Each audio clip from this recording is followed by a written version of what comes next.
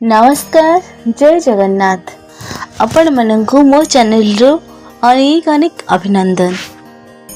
किए आपणर जड़े सन्यासींकर शिष्य थिले। शिष्यर घर बाड़ी माँ बापा स्त्री पुत्र समस्ते थिले। दिने गुरु शिष्य को उपदेश देले केवल ईश्वर तुमर आपणर आउ केही तुमर आपणर नुहंती। शिष्य कहला मो माँ मो स्त्री मते केते भल पांती, केते आदर केते स्नेह करती। मते क्षणे न देखिले से सबु अंधार देखा जाए।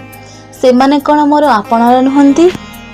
गुरु कहले से तुमर मनर भूल, मु तुमको देखाई देबी केही तुमर आपणार नुहंती।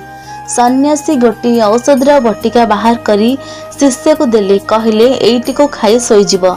ए औषधर गुण हेउछि जे खाइब से मला परे सोईजिब। समस्ते मने करिबे लोकटी हठात मरीगला, किंतु तुमर ज्ञान थिब और सब कथा बुझी पारिब, तापरे मु जीवी। शिष्यटी सेई कथा कला। घर को जाई औषध खाई सोईगला। ताकू हठात आसी सोई पड़िबा देखी स्त्री मनरे संदेह हैला, किछि देह खराब हैला कि? से जाई पचारला, अबेଳରେ सोई पड़ला जे कौन होईछि? किंतु किछि उत्तर नाही।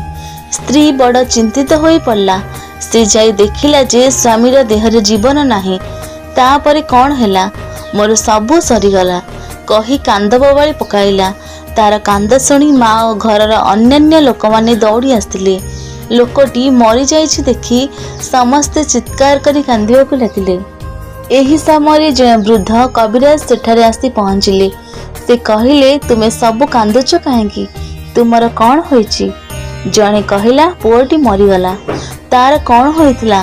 कविराज पचारिले। कौन होइछि ता केही बुझी पारु नाहंती।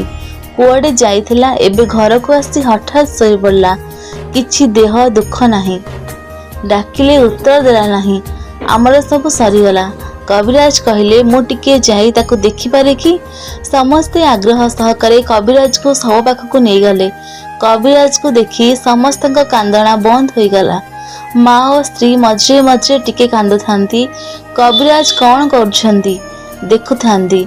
सब परीक्षा करी कविराज कहले किछि सोचनार कारण नाही, मु एहाको बंचाई देबी। मो पाखरे ए रोगर अव्यर्थ औषधि अछि। खाइबाको देले सांगे सांगे से उठी बसिब। एकथा सुनी समस्ते खुशी होई गले। माँ और स्त्रीर कांदना एका बेले बंद होई गला। कविराज गोटी औषधर बटिका बाहर करी कहले किंतु गोटे कथा अछि, जणे एहाको प्रथमे खाइब तापरे रोगी खाइबाकू दियाजिब। औषधर एई नियम जे ताको प्रथमे खाइब से किंतु मरीजिब। मु देखिली लोकटीर बहु आत्मीय स्वजन अछंती। खाइबाकू जणे केही बाहरिब नाही। कविराज कथा सुनी समस्त चुप। कहा मुहरु कथा बाहरु नाही। केही आगे आसीबार देखी कविराज कहले डेरी कर नाही। बेसी डेरी हेले औषधर किछि फल हेबो नाही। किए खाइब शीघ्र आस। तेबे सुधा केही आसीबार न देखी कविराज माँ पाखको जाई ता हातरे औषधटी देले। कविराज कहले माँ आउ कांद नाही, ए औषधटी खाई दियो, ताहाले पुओ तुमर उठी बसिब। माँ औषध हातरे धरी भाबिबाकू लागिला। अनेक भाबी कांदी कांदी कहला, बाबा मोर आउ केतोटी पुओ झियो अछंती। एते बड़ संसार मु चाली कले कौन हेबो? सेई कथा भाबुची। सेमानंकर किए देखा चाहा करिबो? किए तांकर जत्न नेबो? सेई कथा केवल भाबुची। कविराज स्त्री को डाकी औषध देले। स्त्री खूब कांदुथिला। से ता हातरे औषध धरी भाबिबाकू लागिला। कविराज कहले औषधटी खाई दियो माँ लक्ष्मी। जीवन न देले परा लोकटी बंची पारिबो नाही। स्वामीर स्त्री ठारू बड़ी किए आपणार अछि? स्त्री तापरे कांदी कांदी कहला मु कौन करिबी? यांकर तो जहा हेबार हेलानी। मोर छोट छोट पिला गुड़िए, सेमानंक कथा किए बुझिबो? सेमाने बंचिबे किपरि? मु केमिति औषध खाइबी? मो कपाଳରେ जहा लेखा होइछि ताहा फळिब। मु की करिबि लो मा? कविराज अन्य केही नुहंती, स्वयं गुरु। शिष्य होई रही सब कथा शुणुथिला। से संसार कौन किए तार आपणार सबु बुझी पारिला। तत्क्षणात से गुरुंक पाखरे चलीगला।